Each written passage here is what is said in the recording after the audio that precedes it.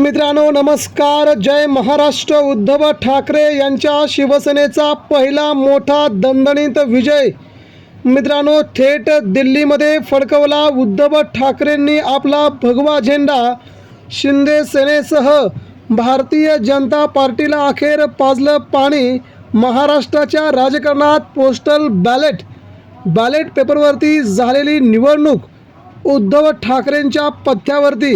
मित्रांनो ही बातमी आता सगळ्यात मोठी बातमी आहे, ज्या बातमीने आता ठाकरेंच्या शिवसेनेसाठी नक्कीच एक नवीन आयाम दिला आहे. ठाकरेंच्या शिवसेनेला वाढण्यासाठी नेमकी काय आहे बातमी ती आपण आता जाणून घेऊया. कुठे मिळाला आहे उद्धव ठाकरेंच्या शिवसेना विजय? तर अमित शहा यांच्यासह नरेंद्र मोदी यांच्या नेतृत्वाला उद्धव ठाकरेंनी दिलाय सगळ्यात मोठा धक्का. जरी ममता बॅनर्जी आणि इतर राज्यात जरी भाजपा जिंकली असली तर देखील ठाकरेंच्या शिवसेनेशी लढणं मात्र भाजपला आता प्रचंड महागात पडतंय. उद्धव ठाकरे यांच्या शिवसेनेचा हा नेमका विजय काय सांगतोय, नेमकं काय आहे बातमी मित्रांनो सविस्तरपणे आता आपण बातमी जाणून घेऊया. मित्रांनो सध्याच्या घडीला उद्धव ठाकरे यांची शिवसेना जरी महाराष्ट्रात कुठे फॉर्ममध्ये नसली तरी दिल्लीच्या तख्तावरती मात्र ठाकरेंच्या शिवसेनेचा हा भगवा झेंडा कायमपणे तेवत राहील. अशा प्रकारचा आज विजय उद्धव ठाकरे यांच्या शिवसेनेने मिळवला आहे. हा विजय उद्धव ठाकरेंसाठी आणि ठाकरेंच्या शिवसेनेसाठी खूप महत्त्वाचा गणला जातोय, कारण की या ठिकाणी जवळजवळ 75 ठिकाणी या निवडणुका होत्या. 75 जागांवरती या निवडणुका झाल्या आणि महाविकास आघाडी उद्धव ठाकरेंची बाजू बळकट होती. NDAकडून भाजपा, एकनाथ शिंदेंची शिवसेना आणि इतर जवळजवळ 7 पक्ष एकत्र, तर इंडिया आघाडीतून 5 पक्ष एकत्र होते. या आघाडीचं नेतृत्व उद्धव ठाकरे यांनी केल्यामुळे या निवडणुकीला तेवढं महत्त्व प्राप्त झालं होतं आणि या प्राप्त झालेल्या महत्त्वामधूनच उद्धव ठाकरेंनी मात्र आपला कब्जा यावरती केल्यामुळे महाराष्ट्राच्या राजकारणात ही मात्र सगळ्यात मोठी अपडेट आहे.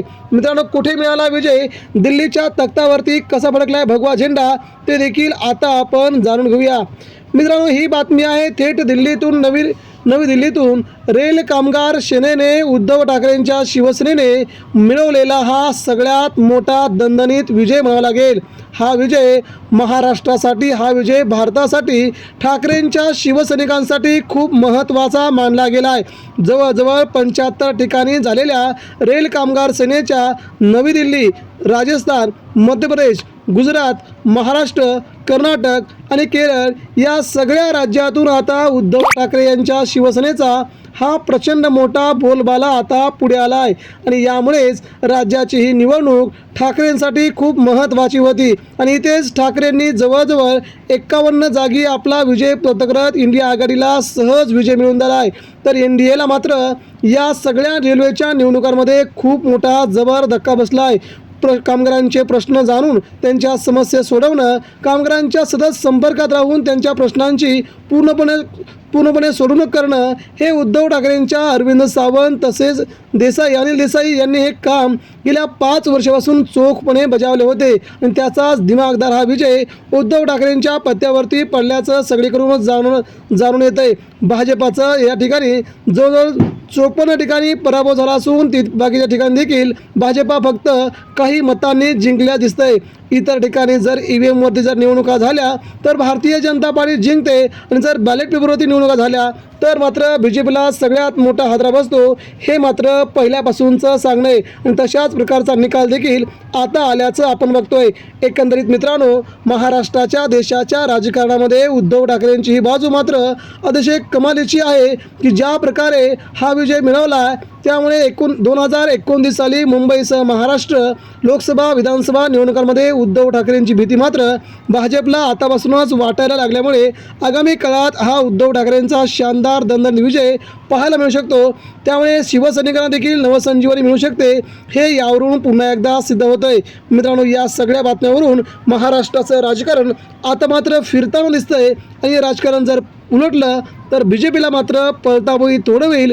एकनाथ शिंदेंची शिवसेना देखील महाराष्ट्रात शिल्लक राहील की नाही असा मोठा प्रश्न उद्भवू शकतो. मित्रांनो, आपणास काय वाटतंय? आपण देखील यावरती आपल्या प्रतिक्रिया आमच्यापर्यंत पोहोचवा. महाराष्ट्राच्या राजकारणासह दिल्लीच्या तख्तावरती ठाकरेंचा पुन्हा एकदा भगवा झेंडा हे मात्र नक्कीच ठरलंय.